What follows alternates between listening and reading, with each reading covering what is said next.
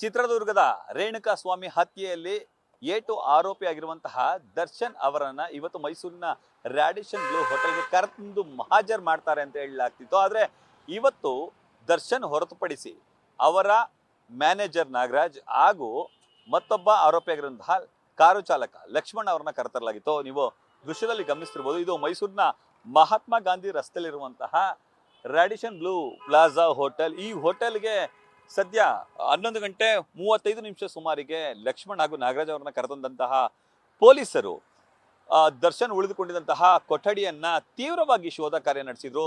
ದರ್ಶನ್ ಅವರು ಉಳಿದುಕೊಂಡಂತಹ ಬೆಡ್ ಆಗ್ಬೋದು, ಕಬೋರ್ಡ್ ಆಗ್ಬೋದು, ಹಾಗೂ ಮೇಕಪ್ ಮಾಡಿಕೊಂಡಂತಹ ಕಿಟ್ ಆಗ್ಬೋದು, ಹಾಗೂ ಅವರು ಉಳಿದುಕೊಂಡಂತಹ ಟಾಯ್ಲೆಟ್ ರೂಮ್ ಸೇರಿದಂತೆ ಎಲ್ಲ ಸ್ಥಳಗಳಲ್ಲೂ ಕೂಡ ಸರಿಸುಮಾರು 1.5 ತಾಸಿನವರೆಗೆ ನಿರಂತರವಾಗಿ ಶೋಧ ಕಾರ್ಯವನ್ನು ನಡೆಸುವಂತಹ ಕೆಲಸಕ್ಕೆ ಮುಂದಾಗಿದ್ರು. ಅಲ್ಲಿ ಒಂದಷ್ಟು ಮಹತ್ತರ ಮಾಹಿತಿಗಳನ್ನ ಕಲೆ ಹಾಕಿದ್ದಾರೆ ಅನ್ನೋ ಮಾಹಿತಿಗಳು ಲಭ್ಯ ಆಗ್ತಿದೆ. ಕಾರಣ ದರ್ಶನ್ ಅವರು ಉಳಿದುಕೊಂಡಂತಹ ಈ ಹೋಟೆಲ್ನಲ್ಲಿಯೇ ಒಂದಷ್ಟು ಹಣಕಾಸಿನ ವ್ಯವಹಾರವನ್ನ ನಡೆಸಿದ್ರು ಅನ್ನೋ ಕಾರಣಕ್ಕಾಗಿ ಹಣಕಾಸಿನ ವ್ಯವಹಾರಕ್ಕೆ ಸಂಬಂಧಪಟ್ಟಂತೆ ಏನಾದರೂ ಮಹತ್ವದ ದಾಖಲಾತಿ ಸಿಗಬಹುದಾ ಎಂಬುದರ ಕುರಿತಂತೆ ಒಂದಷ್ಟು ತನಿಖೆಯನ್ನು ನಡೆಸುವಂತಹ ಕೆಲಸಕ್ಕೆ ಪೊಲೀಸರು ಮುಂದಾಗಿದ್ರು. ಈ ಸಂದರ್ಭಕ್ಕೆ ಒಂದಷ್ಟು ಅಗತ್ಯ ಮಾಹಿತಿಗಳನ್ನು ಕೂಡ ಕಲೆ ಹಾಕಿದ್ದಾರೆ ಅನ್ನೋ ಮಾಹಿತಿಗಳು ಸದ್ಯ ಲಭ್ಯ ಆಗ್ತಿದೆ.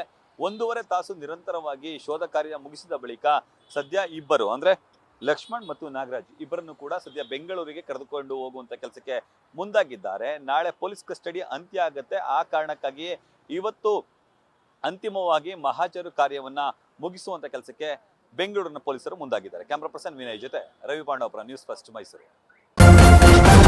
ನ್ಯೂಸ್ ಫಸ್ಟ್ ನಿರ್ಭೀತಿಯಿಂದ ನಿಮ್ಮ ಪರವಾಗಿ.